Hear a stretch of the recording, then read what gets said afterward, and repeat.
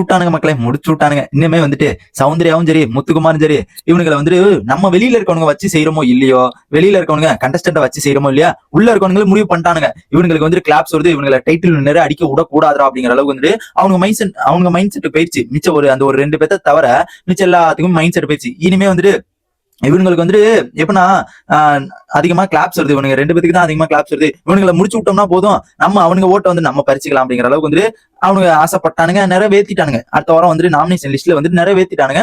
இந்த வீடியோல இதை பத்தி பார்க்க பாத்தீங்கன்னா, நம்ம நாமினேஷன் லிஸ்ட் பத்தி பார்க்க போறோம். 13வது வீக் நாமினேஷன் லிஸ்ட், டிடிஎஃப் யாரு வின் பண்றான் அப்படிங்கறத ஆல்ரெடி வீடியோ போட்டிருந்தேன், போய் செக் பண்ணி பாருங்க மக்களே. பாத்தீங்கன்னாவே அப்படியே உங்களுக்கு வயிற்றுச்சல்ல கொட்டி சாவீங்க. அண்ட் இப்ப பாத்தீங்கன்னா அந்த ஒரு நாமினேஷன் லிஸ்ட்டை பாக்குறோம்னா நம்ம சேனல்ல கொஞ்ச நேரம் பார்த்துட்டு சப்ஸ்கிரைப் பண்ணிங்கன்னா ரொம்ப நல்லா இருக்கும். இப்ப பாத்தீங்கன்னா ஏன்டா அவனை முடிச்சு விட்டாங்க 2 பேர்த்த அப்படின்னு பாக்குறீங்களா? இப்ப பாத்தீங்கன்னா இந்த ஒரு நாமினேஷன் லிஸ்ட்ல இந்த 2 பேர் மட்டும்தான் இல்ல. மிச்ச தீபக்கா இருக்கட்டும், மஞ்சரி, ஜாக்லின், ரயன், பவித்ரா, ராணுவ, அதுக்கப்புறம் வந்துட்டு அருண், அதுக்கப்புறம் விஷாலு, இவங்க எல்லாருமே வந்துட்டு நாமினேஷன் லிஸ்ட்ல இருக்கானுங்க. இருந்தா என்னடா இருக்கு இவங்க இல்ல தப்பிச்சிருவானுங்களா அப்படிங்கிற மாதிரி தான் எதிர்பார்க்கிறோம். ஆனால் தப்பிக்கிறதுக்குலாம் அங்க வேலையே இல்லைங்க. இதுதான் மாட்டிக்கிற ஸ்டேஜ், ஓகேங்களா? முத்துக்குமார் வந்துட்டு அப்பையில இருந்தே வந்துட்டு ஒரு வார்த்தை வந்து சொல்லிட்டே இருப்பாரு, நான் நாமினேஷன்ல இருக்கணும்னு. அவர் எதுக்கு இருக்கணும்னு நினைக்கிறாருன்னா, அவர் ஓட்டை வந்துட்டு எப்பயுமே உடையாம பாத்துக்கணும், ஓகேங்களா? இப்ப வந்துட்டு நாமினேஷன்ல இல்ல, ஓகேங்களா? இப்ப வந்து முத்துக்குமார் நாமினேஷன் இல்ல.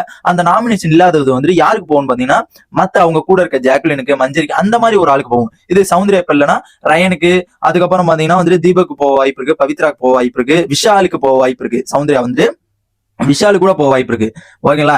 இப்படிதான் ஓட்டு பிரிஞ்சு இவனுங்க லாஸ்ட்ல வந்துட்டு டம்மி ஆயிடுவானுங்க. ஃபைனல் அப்ப வந்துட்டு இவனுங்க குறைஞ்சிருவானுங்க, அங்க ஹைப் ஏறிடும், ஓகேங்களா? டக்குன்னு ட்விஸ்ட மாறி அங்க வந்துட்டு ட்விஸ்ட் மாறணும்னு தலைவனுங்களுக்கு போட்டாங்க 2 பேத்துக்கு. நாம இருக்கலே எல்லாம் வந்துட்டு சோசியல் மீடியா பொறுத்த வரைக்கும் இவன் திட்டுறது, அவன் திட்டுறது, சௌந்தர்யாவை வந்துட்டு இங்க கிளிகளின்னு கிழிக்கிறது, முத்துக்குமார் இங்க கிளிகளின்னு கிழிக்கிறது, 2 பேத்துக்கு போட்டா போட்டியா போயிட்டு இருந்துச்சு.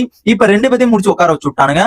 ஏன்னா எப்ப நம்ம நாமினேஷன்ல வர்றோமோ இல்லையோ, லாஸ்ட் வீக் எல்லாம் வந்துட்டு கண்டிப்பா வந்துட்டு நாமினேஷன்ல வந்தே ஆகணும். வந்தாதான் வந்துட்டு அது ஒரு பெஸ்ட் கொடுக்கணும்.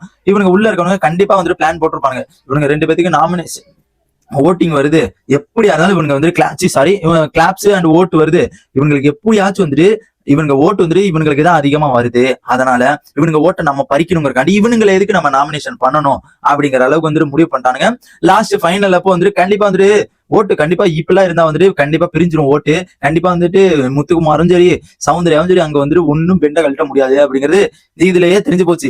இவனுங்க பிளான் பண்றானுங்களோ இல்லையோ, முத்துக்குமார் சக்க பிளானரு, ஆனா இருந்தாலும் ஒரு பிளான் பண்றாரோ இல்லையோ, உள்ள அவனுங்களை வச்சு நல்ல பிளான் பண்ணிட்டு இருக்கானுங்க.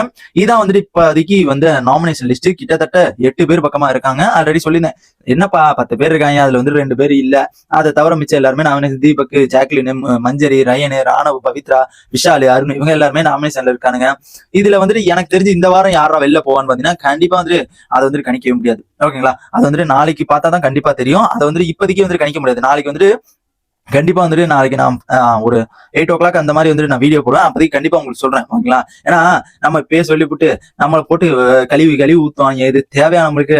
இல்ல கேட்கறேன், இது தேவையா? அதனாலதான் சொல்றேன், நான் நாளைக்கு ஒரு 8 o'clock பக்கமா போடுவேன். கண்டிப்பா வந்துட்டு நான் போன வாரமே போட்டிருந்தேன். நான் ஆரம்பத்துல இருந்தே என் வீடியோ பார்த்துருந்தா கண்டிப்பா தெரிஞ்சிருக்கும். நாமினேஷன் லிஸ்ட் போட்டுக்கிட்டே இருந்தேன், யாரா போவா அப்படின்னு சொல்லிக்கிட்டே இருந்தேன். ஆனா நான் கரெக்டா வந்துட்டு கணிச்சது வந்துட்டு கிட்டத்தட்ட வந்து கரெக்டா 2 பேர் போவாங்க அப்படிங்கிற மாதிரி வந்து சொல்லியிருந்தேன். இன்னைக்கு வந்து அன்சிதா போறாங்க, நேத்து வந்துட்டு ஜெஃப்ரி போனாப்ல. இதே மாதிரிதான் வாரம் கணிச்சு சொல்றேன். இருந்தாலும் நம்மளுக்கு சப்ஸ்கிரைப் வந்துட்டு வரமாட்டேறாங்க. அது என்ன கதனே தெரியல பங்காளி. மறக்காம எங்க அருண் பங்காளிட்டையும் முத்துக்குமார் 2 பேரும் பங்காளியில, அதனால அந்த பங்காளிகள்கிட்ட சொல்லியாச்சும் கொஞ்சம் ஒரு ஏதாச்சும் பண்ணிவிட்டு சப்ஸ்கிரைப் பண்ணி விடுங்க மக்களே. அண்ட் இதுல வந்துட்டு உங்க யாரு ஃபேவரட் கண்டஸ்டன்ட் யாரு அப்படிங்கறத மறக்காம கமெண்ட் பாக்ஸ்ல கமெண்ட் பண்ணீங்கன்னா நான் பர்சனலா தெரிஞ்சுக்கிறேன்.